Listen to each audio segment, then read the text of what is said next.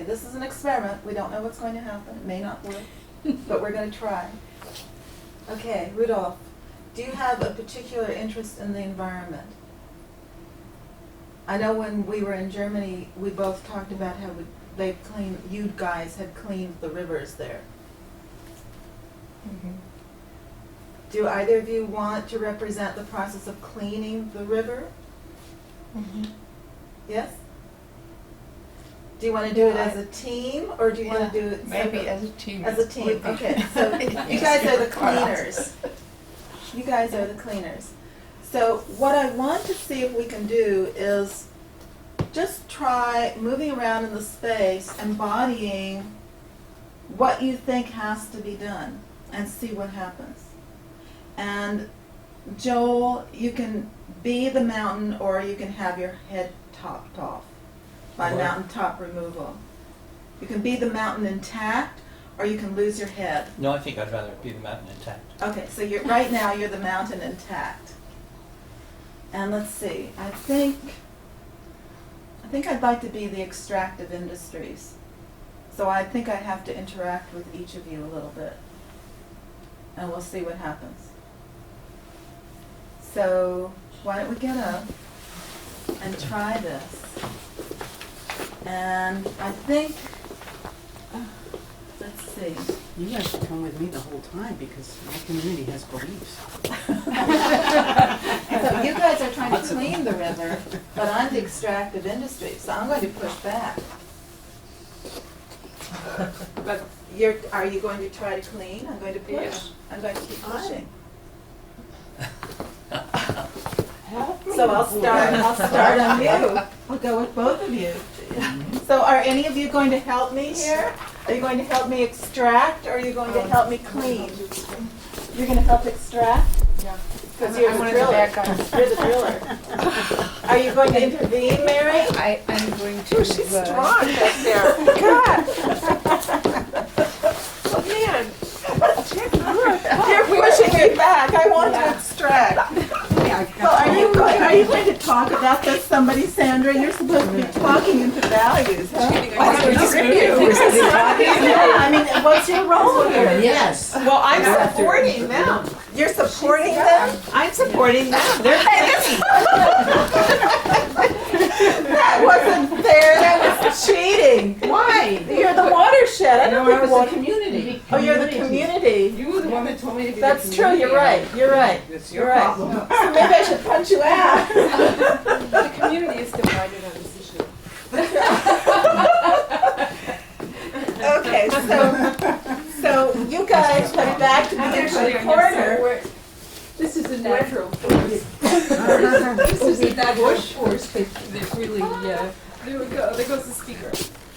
Okay, all right. Into the water. So We're gonna look at the mountaintop. We're gonna see what we believe from the mountaintop. Good idea. I see. So one of the Did things, very well. Yeah. one of the things that happened, easier or than it what I saw happening, was that if you really do organize people, you can push back. But how true is that? How would we test it? The example we started talking about was fracking. And I know there are a lot of people in the southern part of New York State, like New York City, that are concerned about it. And I know there are various activist groups. One of the people that I invited here but couldn't make it is working on GIS for fracking to track the relationship between in the Marcellus area, to track the relationship between actual fracking and actual impact on the aquifer. And it's a social justice issue.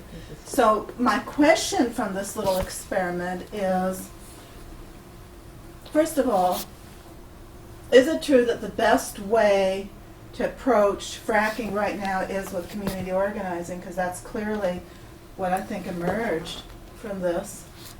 And the second question is, what do you know about that? You know, you've been involved with this. How are people organizing? Can you speak to that? Well, there's a lot of different efforts. One is just trying to get data from other, because it's happening all over the country and all over the world. I'm sure you know this. Right. It's happening in Eastern Europe in places that people are used to having bad water or don't have a history of suing companies. So, it's happening. One of the things about hydrofracking, it can happen in a city. It doesn't have to happen, out somewhere like in Texas, some farm. And so, like all over Oklahoma City, apparently there are these wells right in like parking lots. Because it's so far down, they can rationalize that it doesn't really disturb, The but surface? but actually every well is a 5-acre pad of, it's like basically a Walmart needs a 5-acre parking lot, which is why we don't have them in New York. But that's how much it disturbs for every well. So if it's happening all over the country and people are losing water all over the country, why is this so invisible to so many people? Do you know? Well, yes. I mean, it's because it's the nature of the aquifer isn't something that we really have. The fracking is about setting off detonations that break up the rock that also can make a spring disappear. So it's invisible. It's a very magical, mysterious system, the way water comes to us. So how can we, let's try this, let's go further with this experiment. So we have the river, and a portion of the river is fed or feeds the underground fissures where you have the aquifers. And the plants are what protect the whole system. Now, tell me again what your role is? Well, mine is about how you connect to the plants, to the water, and then how that where that takes you in terms of your beliefs. I mean, which are the pre-steps to your actions. I mean, I'm actually focused in my own work. It's about connecting. In a way, it's connecting to the beauty of what's there as a way to seed willingness to take pro or defensive action. I think we need some more characters. We need money. Somebody's got to be money, because money is a very big play It is. here. It's Yeah. a very big And- source of and- energy. And I doubt that fracking would be anywhere near as far along as it is, as powerful as it is, if it weren't giving people who are often very poor a lot of money, or some money. And so people, just today actually I was hearing about, yesterday actually in Greenpoint, the government offered everybody free tests for the air in their homes, because there's a lot of That's pollution super there, fun. and most people would not do it. And why? They don't want to know. And they rather have the monetary rewards that are causing the pollution than acknowledge, they're in denial, acknowledging the very, very serious health hazards. Okay, so let's go a little bit further with this exercise in the metaphors, because another part of trigger point theory, the physiological part, is the idea that there's an analogy between the experience of post-traumatic stress disorder and the kind of recovery process that's necessary in the environment. So my premise is that in order to recover, as you would normally do, and Mary, you can probably speak to this, Mary has a background in therapy and administration of mental health hospitals. In order to experience recovery, you have to go back to the point of destruction, of maximum destruction, and then basically recreate the narrative.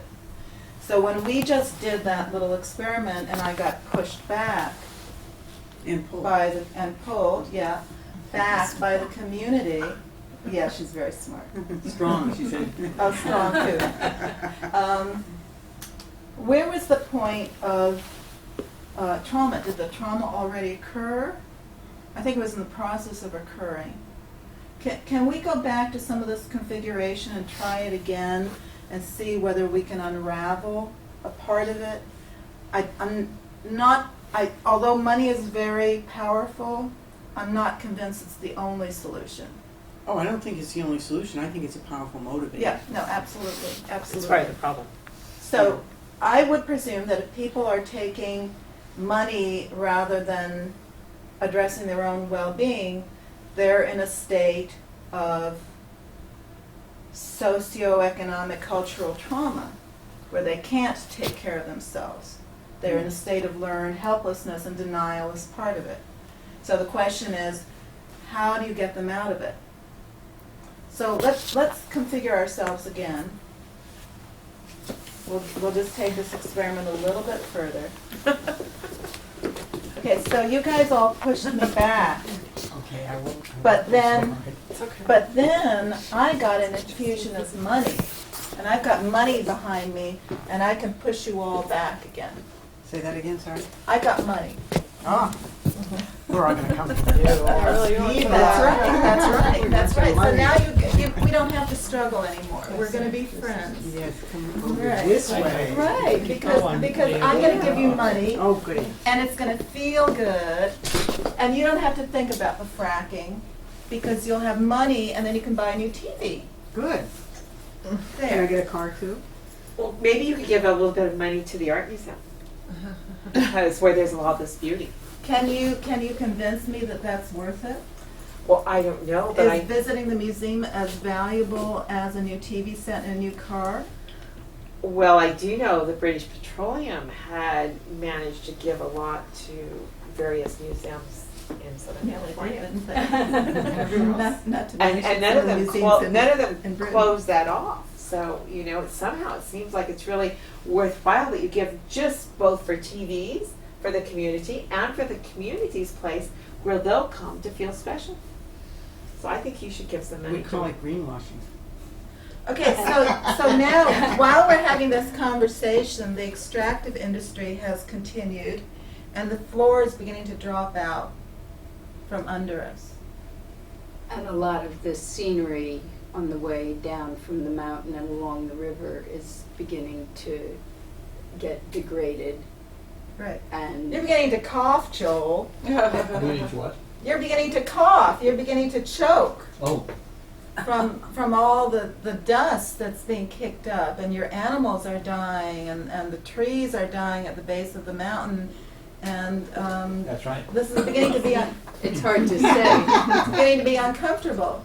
whether Yes. any hikers are noticing this as a problem or whether it's Well, one of the big problems is deer, you know, because people eat deer and they're drinking out of these settling ponds. oh, and then the God. deer are toxified. Yeah, Oh. as well as cows and things that are, you know, Oh. actually cash crops, but So Don't they put fences on them? you can't. There's a huge Not around scale. here. Plus deer So- can just, so is this a point of leverage? and birds too, and Is this a point of leverage? That it's all very well to have money, but if you can't eat your normal food? I mean, are they being given enough money that it's going to balance out how many deer they're gonna eat? Or well, cows are gonna Do be people One know how bad problem- the deer are? about who's getting the money is people that are interested in leaving. You know, the people that are too old Selling their that want, property. yeah, they're old, they Cash don't have out. kids, the kids aren't in the area anymore because there's no jobs.